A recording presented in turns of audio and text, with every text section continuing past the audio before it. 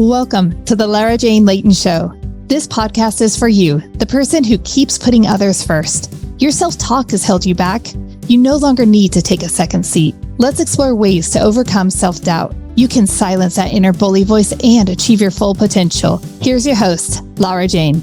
Hello, friend. Welcome back. And I have a new amazing best friend with me today. I'm so excited to have Joanna here. Joanna is going to talk to us about our inner critic. Where'd it come from? How to quiet him down and not let him be so in charge all the time. And how do we find our own voice to shine above and louder than that critic or that bully that is constantly trying to make us feel bad or trying to second guess? And it does a really good job. I am definitely one that can always benefit from wanting to dethrone that critic right from everything and just let him be part of my life, but not my life. So, Joanna, welcome to the show. All the information about you is in the show notes right now. Listener can go jump down there and find out how to get a hold of you, all about your podcast and everything. So, Joanna, help us. Please I'd be help us get happy. rid of that bully. Okay, he can stay. Well, Laura, thank you for having me today. Right, it's always an honor to be able to help people to really understand how to manage this voice in our minds that holds us back from a lot, a lot. Um, so I don't know where do I begin? Would you like me to just kind of jump in with what it is and how it got in our minds? Yeah, how did it Yeah. get there? Okay. What Yeah. purpose is it? And how can we use it for the best Yeah. life? Right. Okay. Well, the first thing that I want to say is that every single human being has what I call the inner critic. Now, there might be different definitions that people have for an inner critic. The definition that I have is that it is the automatic voice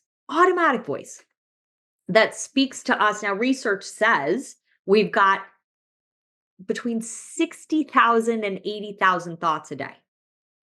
So if you think about how our bodies just breathe for us, right? Or our bodies make our hearts beat, our minds go. They just go. We don't tell our minds where to go. We don't think about what to think. It just thinks. We wake up and there it goes, and we're off and running. So that is the mind that I call our inner critic. Because the way that some people look at an inner critic is it's the voice that tells you that you're not good enough and you're not smart enough and you're not loved enough and you're never going to measure up and you're never going to be able to reach your dreams. But I also want to talk about the flip side of that automatic mind. Okay.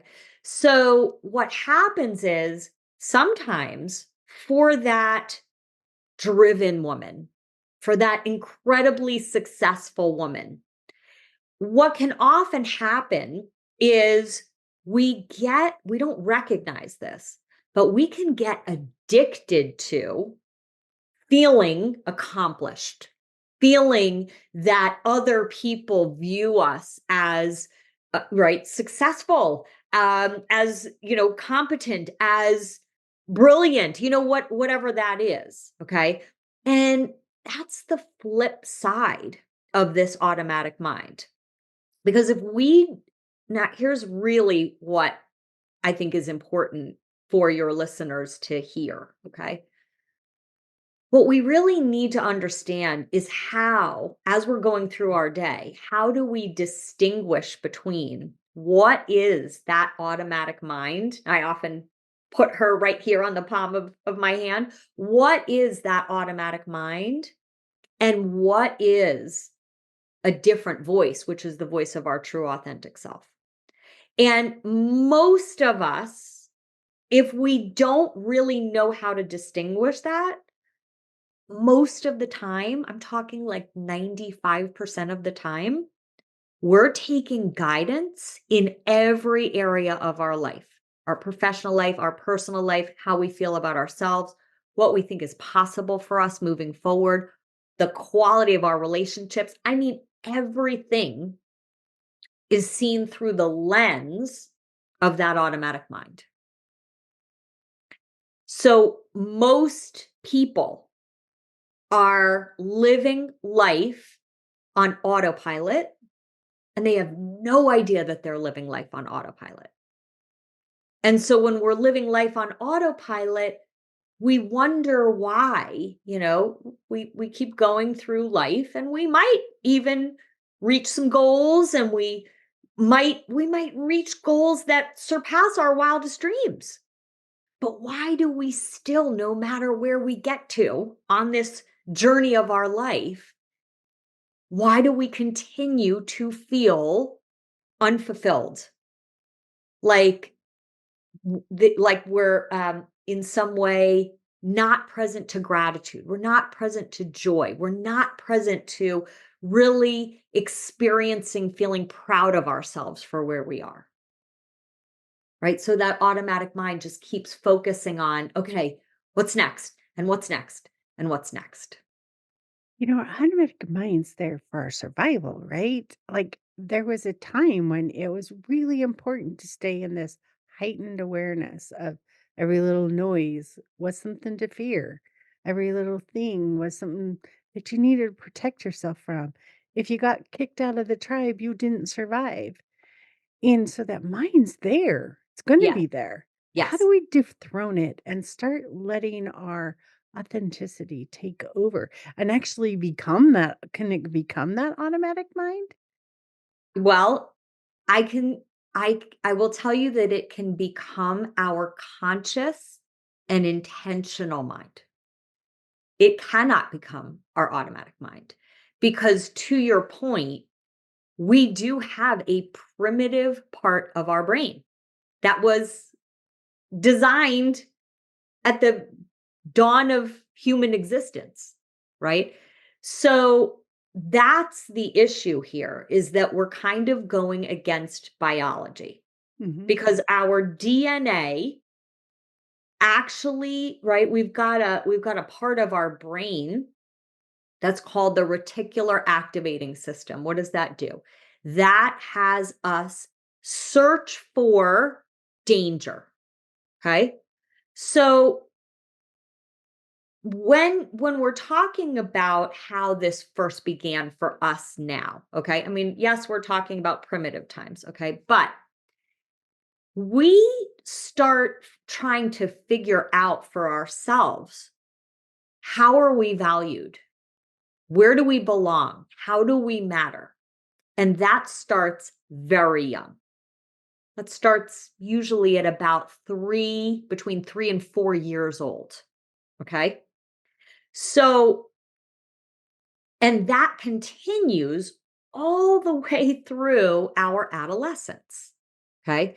So, what happens is that very first time, we might remember it or we might not, but it's that very first time that in some way we feel that feeling inside that something is wrong with us. In some way, we've done something wrong. Now, it can be as innocent as, you spilled your milk on the kitchen table and your mom gets frustrated, right? It could be something more traumatic.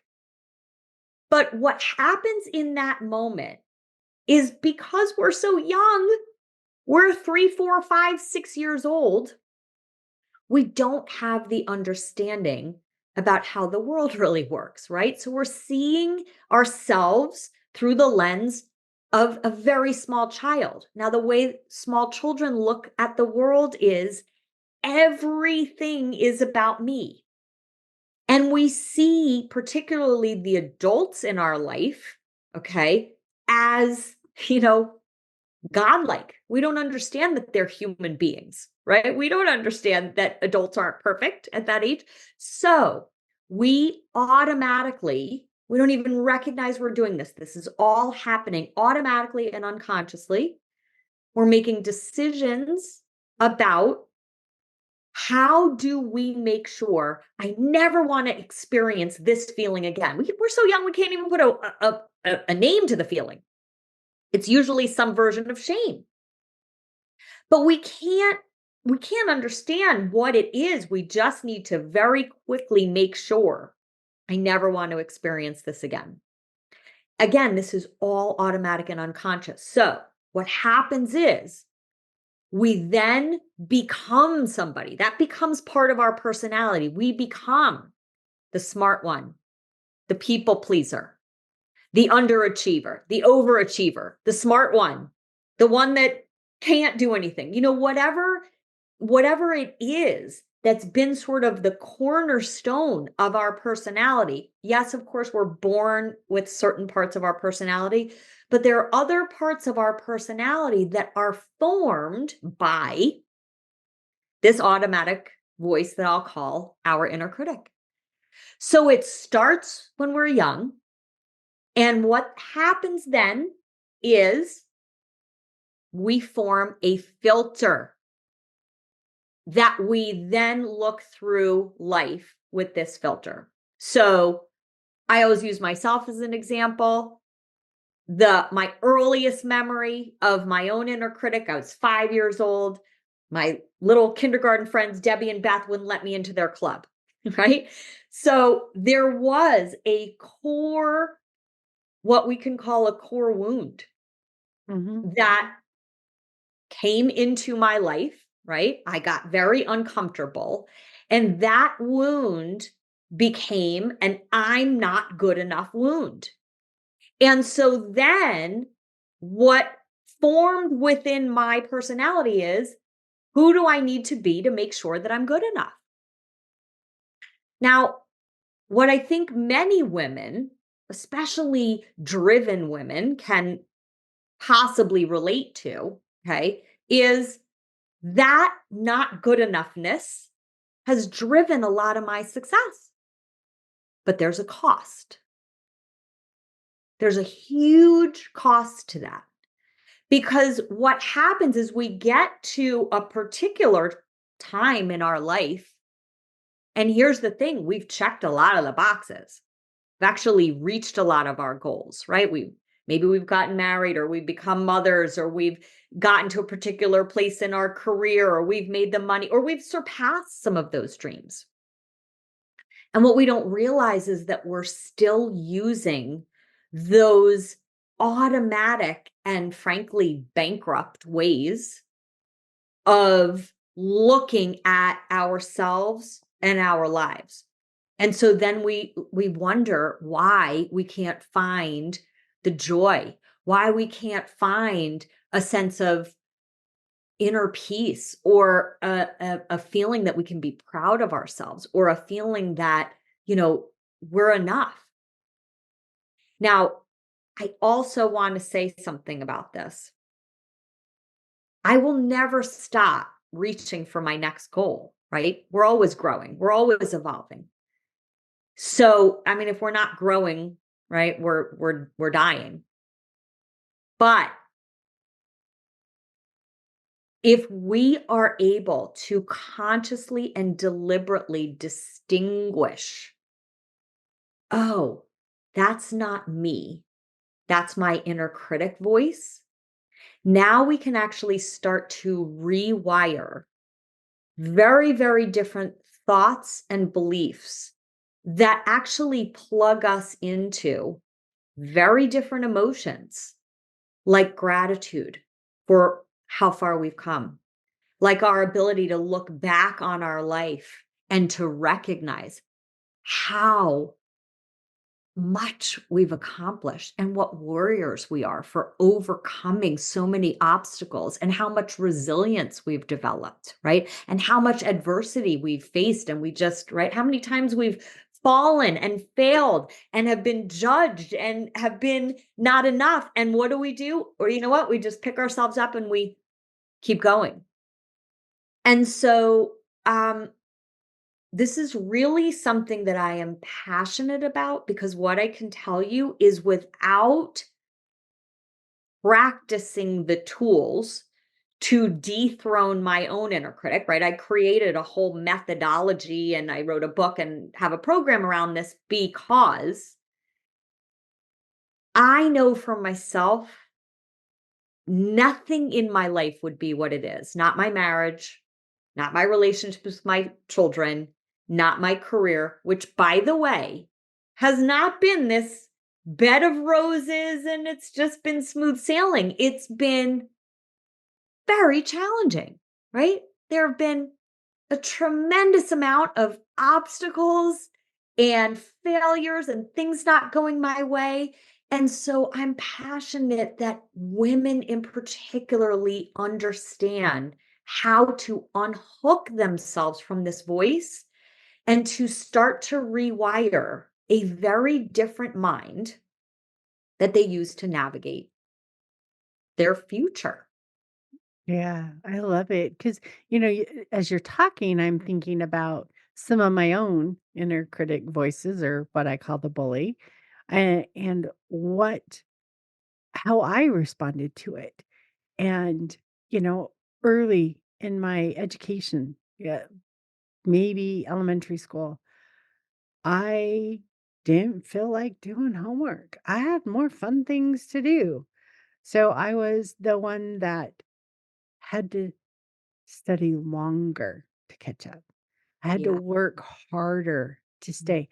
And these were things like, oh, if I'm going to pass the class, I got to not do me. And Mm, I get to the work world and it's like, okay, to be as good as everybody else, I got to work longer. I got to mm, work smarter. I got to do more. Now mm, I'll be equal to everybody else, when I was the slave driver. I was the one who was telling myself, unless I worked extra hours, I wasn't as good as everybody else. And it was I want to be equal. I mm. wasn't, I want to be better. Yeah. And a lot of people took I heard it that they thought I was trying to be better than everybody else. No, Mhm. I'm just trying to be equal. Yeah. And as I learned to let go, as I learned to say, hey, Laura Jane, you can have that balance. You don't have to feel like you have to be equal. Do the things you love, Yeah. and Yeah. the rest is going to fall in place and it's going to be beautiful. Mhm. So I love the idea of identifying what that critic's telling us. Yes. But now, how do we make a change? And so, before you answer that, I want to take a quick break, get a word from our sponsor. And when we come back, Joanna, help me understand how to start switching up Mhm. what my critic is saying. So, we'll be right back. This podcast is sponsored by Lara Jane Coaching. You know you're ready to silence your inner bully voice? Let Lara Jane support you with coaching. To schedule an introduction call, go to larajanelayton.com. Okay, Hey. I'm ready for this. And I know our friend is too. So, how can I switch that up? Yes. How can I start having that be my friend instead of that Right. bully? Yeah. So Laura Jane, one of the things that you were just talking about before the break is this belief that perhaps for a long time you thought was the truth, that you needed to work harder and longer than everybody else in order to be good enough, right? So, if you start looking at what, you could say, what is your story that you've been mistaking for the truth? What is my story that I've been mistaking for the truth? What is our story that we have actually mistaken for a fact, that has literally governed how we show up in the world? But I would imagine that while maybe working longer hours may have helped you professionally, it probably cost you a lot in your time, in your balance, in your experience of other parts of your life. Maybe it impacted some of your relationships, right? I mean, there's a lot of ways that what other people might see as commendable is really costing us. So I can go through, the 4-step method that I created is called the mind method, and I can go through the steps briefly. Okay. But the first step is the M step, which is meet your inner critic. So in that step, that is where you really look at in your life right now. Okay. And I know this might not apply to you because you've done a lot of inner work on yourself, but this is for somebody that hasn't done a lot of work on themselves, right? To really start not trying to change that voice, not even trying to do anything with it. Instead, what you're doing is you're creating a space between you and it. So you are observing, what does she say? First of all, we give her a name. We give her a separate name, okay? Because she is separate from you. You start to understand, what does she say? When does she say it? Who triggers her? What triggers her? What does her voice sound like? What does her tone sound like? So you get so deeply familiar with all of the different facets of what she says to you throughout the day, because what I can promise you is that when you start observing her, she doesn't just show up in one area of your life. She shows up in every single area of your life. So if you've got, like I've got, right, my fundamental story is I'm not good enough. Okay. And if I didn't see her, she would then say, I'm not good enough in the way that I parent my children. And I'm not good enough in the way that I organize myself. And I'm not good enough because this doesn't look this way and that doesn't look that way. And my, something in my career doesn't look this way. It's all over our life. The I step is investigate the indication signs. And I call those the blinking red lights that alert you that your inner critic has, once again, hijacked your mind. Those are the emotions and the body sensations and the behaviors, right? That sometimes are just so automatic we don't see them. But for instance, those times where you want to send off that vicious email to that colleague, or you want to go home and put your hair in a ponytail and, drink the whole bottle of wine or eat the whole pint of Ben and Jerry's, right? Those are some pretty clear indication signs, or just those times where you're just exhausted and you just, these are, if we really allow ourselves the space and the room to get underneath and say, what's really going on? And we take the time to write down the thoughts in our mind, again, not to change them, just to observe them, we'll start to notice a pattern. Yeah. So when we really start leaning into those blinking red indication signs, they tell us immediately when we've been hijacked. The N step is neutralize the never-ending message. That is that core wound that keeps showing up. And it shows up now. So if you don't know what your core wound is, right? Like we were talking about your core wound being I'm not enough, right? You won't even realize that I'm not enough is running the show when you're over functioning. And I'm not enough is running the show when you're people pleasing. And I'm not enough is running the show when you're saying yes to things that you really want to say no to, or saying no to things you really want to say yes to, or not taking steps towards a goal or towards a dream or towards a vision, right?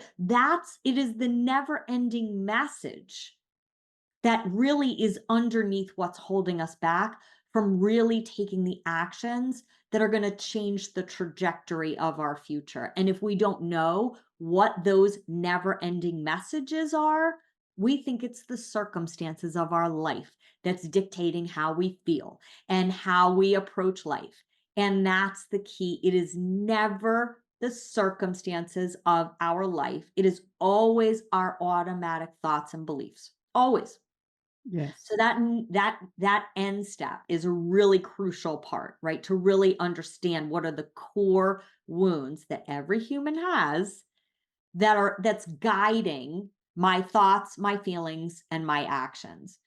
And the D step is design your life.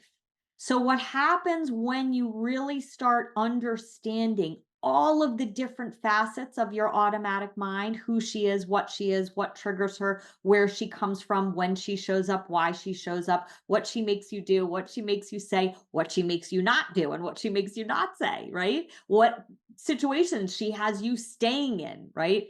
So, when we really understand that, that's when we can start what I call rewiring a very different mind that has you intentionally tuning into very different thoughts that are created by what is your future self. You actually tune into a different version of yourself and you start thinking very different thoughts in the present moment. And thinking very different thoughts in the present moment has you waking up to things like gratitude, things like letting go of the self doubt you've been carrying around for your whole life.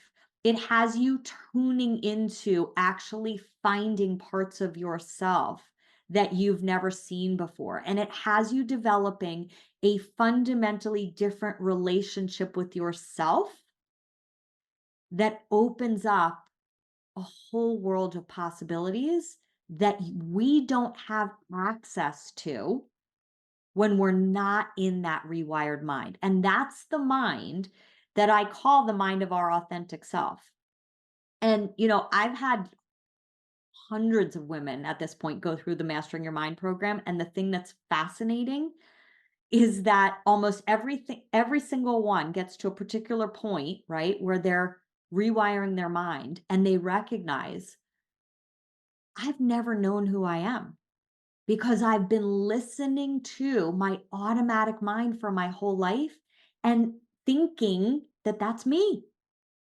And so, even just the one concept of she is not me literally opens up the pathway to change your whole experience of yourself. And I can share with you that, I mean, this work has changed my life. It's changed, that's what I'm passionate about, is having it change everybody's life, because I'm literally a different human being that's sitting in this chair right now.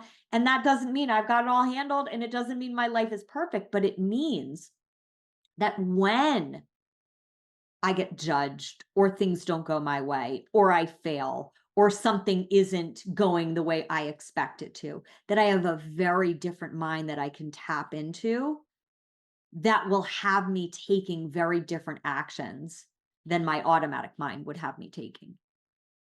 I really appreciate my conscious mind when I can recognize the automatic and start working on changing it. And we all have the power to do that.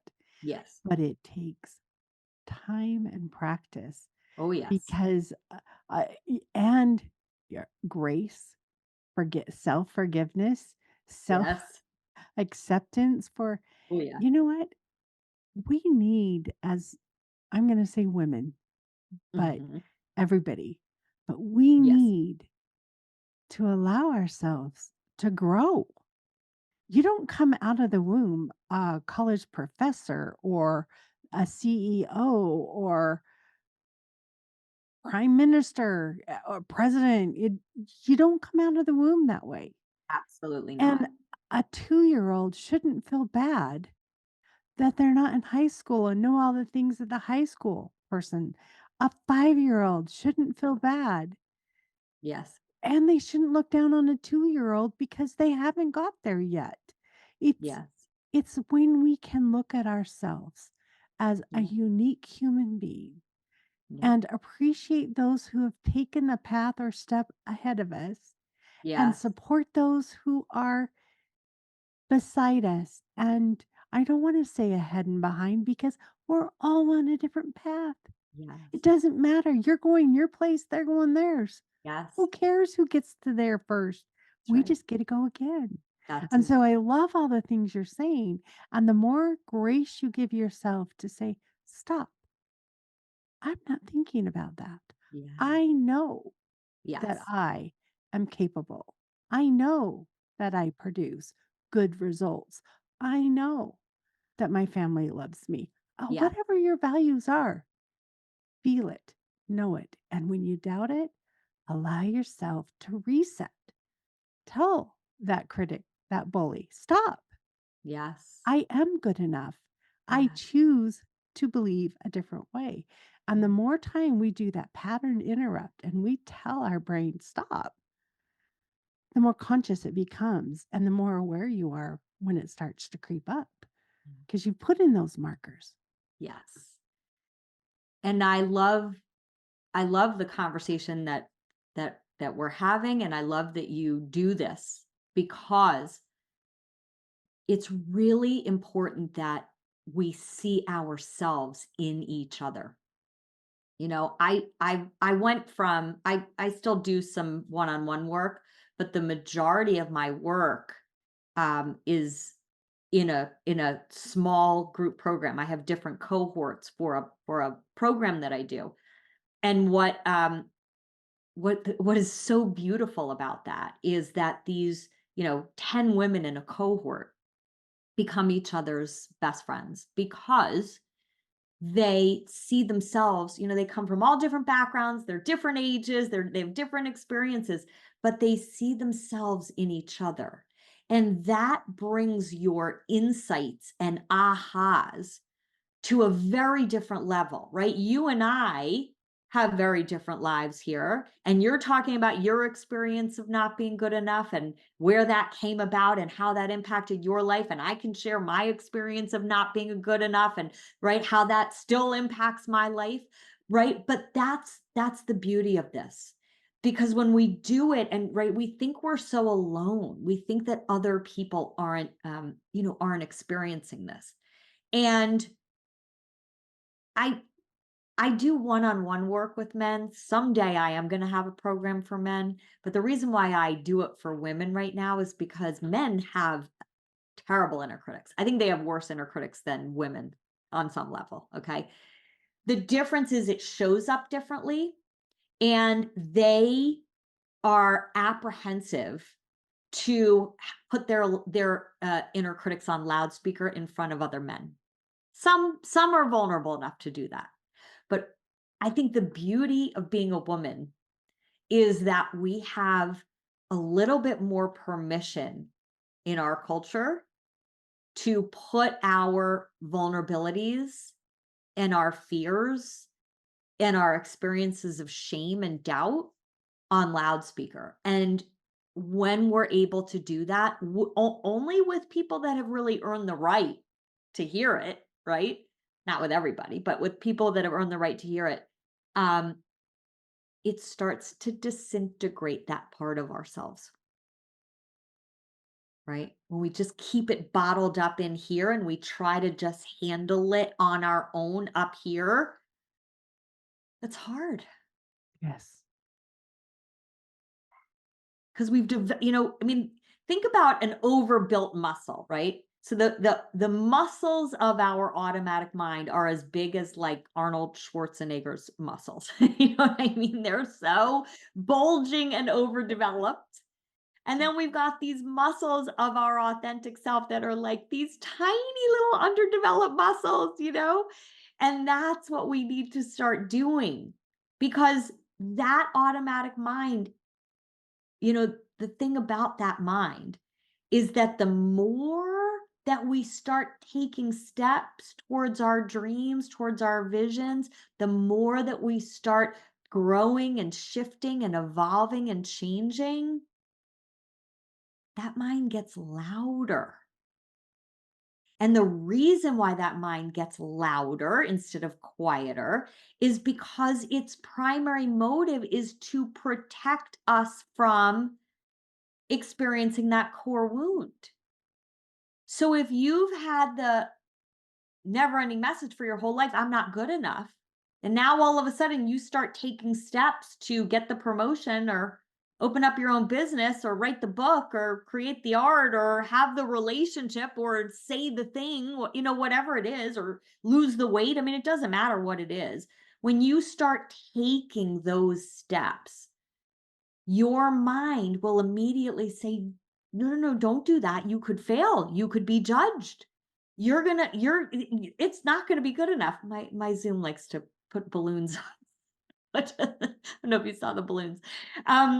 That voice will scream at you and it'll get louder and louder and louder. And that is your practice ground. That's how we start to strengthen those muscles of our authentic selves. Because what do we do when that voice gets louder? Well, it gives us more opportunity to clearly see her, to clearly see what she says, when she says it, why she's saying it, when she's triggered, and to your point, interrupt the automatic emotions that create the automatic behaviors that normally we would be engaging in. That is beautiful. I sit there and you are so good at articulating, this thing that is our subconscious. It It is. is kind of foreign. It is kind of a stranger. It just happens. Right. And as I listen to you put it into words, it's like, yeah, that's Mm-hmm. it. Yes. That's that feeling. That's that Yes. thing. And I'm thinking about, like Arnold Schwarzenegger's muscles and average person's muscles. And it started me thinking about what happens when you get a cast on your arm or your leg. You don't have to stop that muscle. You don't have to do anything with that muscle. If you start ignoring it, it's going to atrophy. It's going to get not so strong. Right. And so as we give more attention to making our authentic self be a part of our lives, Yes. the other one's just naturally going to be less strong It's true. and allow it to take a second seat. That's right. It may not happen tomorrow. Mm-mm. I've been working on this for 5 years. It still takes over. I still have crappy days. I still have expectations of external stimuli to Yeah. be like, why should I think I can control what comes in? I Yes. can only control how I respond to it. And, True. this has been years. And so Years. one layer at a time, one little win is all you need. And if today you sit down and say, hello, inner critic, can we be friends? Mm-hmm. Let's chat. Let's Mm-hmm. figure out why are you showing up? Yeah. What's happening? How can we make this change? Yeah. And bring them into your life and to be part of your life Mm-hmm. so that it's not controlling your Yeah. life. That's right. That's right. There's a book that you might be familiar with. It's a children's book. It's a Sesame Street book. I actually had it read to me by my mother when I was little. And it's called There's a monster at the end of this book. And it's Grover from Sesame Street. And he keeps telling you not to turn the page. And every time you turn the page, he says, "What are you doing? I told you there's a monster at the end of the book." And you keep turning the page, and every page he gets more and more scared.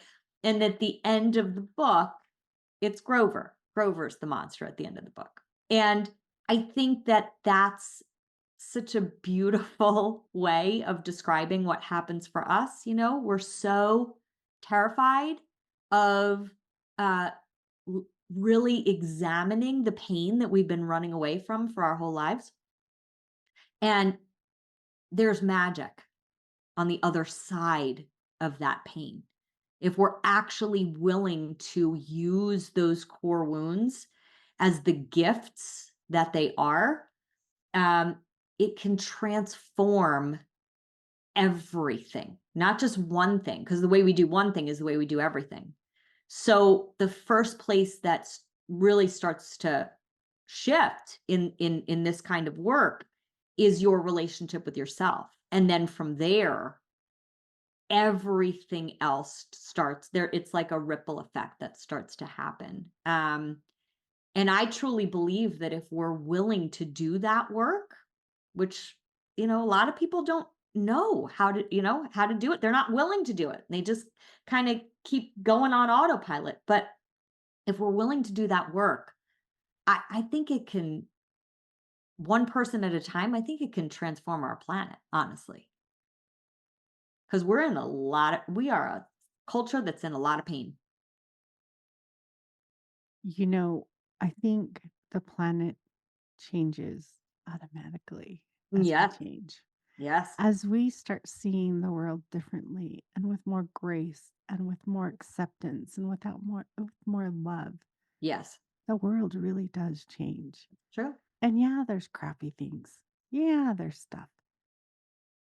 But you are beautiful Mhm. just the way you are. Right? And that doesn't mean you're going to get more or less beautiful as you change, just the way you are. And beauty isn't physical, it is, that is okay too. But our beauty is our soul, who Yes. you are, who Sure. shows up. That Yeah. person Hmm. is perfect. Even though Yes. it's changing, it's perfect. Yep. Yep. And how beautiful is it to let your essence and your soul guide your life instead of the self that you've mistaken for you? Yeah, no kidding. Yeah. And we put this thing, and it's okay to change. The only person not allowed to change is a politician because they get held accountable for things that happened 50 years ago. But you, my friend, can Yeah. change right now on the dime, and it is okay. Nobody's going to care. You might lose some friends, you might gain some friends, our environments switch. Hmm. But you know why? Because you're ready for it. That's Be right. ready for your next step. That's Take true. it, move on.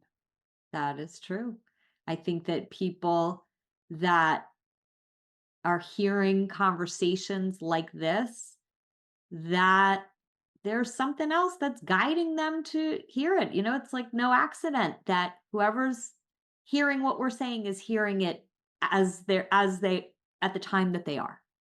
I think that Yes. there's something about that we receive those sort of little nudges or those, little messages, or we get the, you know, we get the desire to do something different when we are ready. And it doesn't mean that, that doesn't come with fear and, because we're square in the face of the unknown, which can be really scary. But that's the only way that transformation really happens is if you're willing to be in the face of the unknown and keep taking the next step. And even if you fall, you get up and you take the next step. And you might fall 20 times, but you can take 21 times that you get up. And that's You how know, growth happens. I'm thinking about this, and it almost sounds like falling down's bad. But No. guess what? Yeah. The muscles you use to get up give Yep. you more strength than Yep. walking. Sure.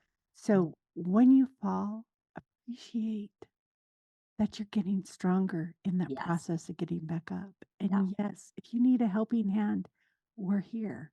Mhm. Yes, if you need a friend, we're here. Sometimes all people need is to be listened to Mhm. start seeing their own beauty and their own worth, because it's been hiding. It Yeah. hides. We don't know it. And Yes, sometimes it takes somebody else's eyes to wake us up, it's true. but allow yourself to wake up. Every day is a new wake up. Every moment is a new wake up. Yeah. I'm not who I was 10 minutes ago. Mm-mm. I've had the beauty of Joanne here sharing her knowledge, her wisdom. I am different. I am Mm, not the same Lara Jane I was 45 minutes ago great. because I have you in my life. So Mm, let the people in your life build you, whether it's from inspiration and a hand lifting you up, or one that's holding you down that keeps and gives you the opportunity to pull away and let go. They both are good. So, yeah. by appreciating where we're at in life, builds those muscles to stay strong. Mhm. So, Joanne, as we near the end, I'd love for some last minute wisdom. Maybe go over real quick, not with a lot of variety, your 4 steps, your acronym for mind, and then how do they get a hold of you? Even though it's in the show notes, Yes. just let them know how to get a hold of you. Absolutely. Well, so my work is Dethroning Your Inner Critic. So that's the name of my book, which is available on Amazon or Audible. That's also the name of my website, dethroningyourinnercritic.com. That's where you can find me on Facebook. That's where you can find me on Instagram. That's where you can find me on um, LinkedIn. And I would just, the last thing that I would leave for your listeners is that. Um, there is nothing that transforms your life more than learning to fall in love with yourself. And it really is possible. Um, Even if you think it's not, it really is possible to change the mind that changes the lens through which you see yourself. Yeah. It's when you just reminded me of that meme that has a number in between two people. And they're like, I see a 9. I see a 6. You're wrong. It's a 6. You're wrong. It's a 9. Our perspectives matter Yes. and Oh, where yep. we're looking from. So if you hear someone with the opposite story of you and you were in that room, realize it's just a different perspective. Yes. And your perspective isn't wrong because someone saw it different. That's true. Yeah. I Yeah. love this. Thank you so Thank you. much, Joanne, for Yeah. joining us Great. and helping us to put words to things that we have been exposed to. Because that's the reason I read books and I listen to podcasts is it puts words to feelings I felt and Hmm. never knew how to articulate it. And It's so true. it's so nice to have more ways of looking at because the more times you see the same thing from different angles, the more understanding you had. Yep. So Yep. thank you for joining You're us. Thank you for having me. It was a pleasure. Friend, Joanne, no, I am not a medical or mental professional. I'm here for entertainment purposes, here to help people with a hand up or a lift up. However, we can be here to support you on your journey. We are here. Stay tuned for the next episode. Are you tired of waking up exhausted? You are not alone. If you're looking to take your life back, let's start with the simple step of adjusting your self-talk. Stay tuned for the next episode with your host, Lara Jane. Remember to follow the show so you don't miss a next simple step that you can use to feel more confident. And please leave an honest review.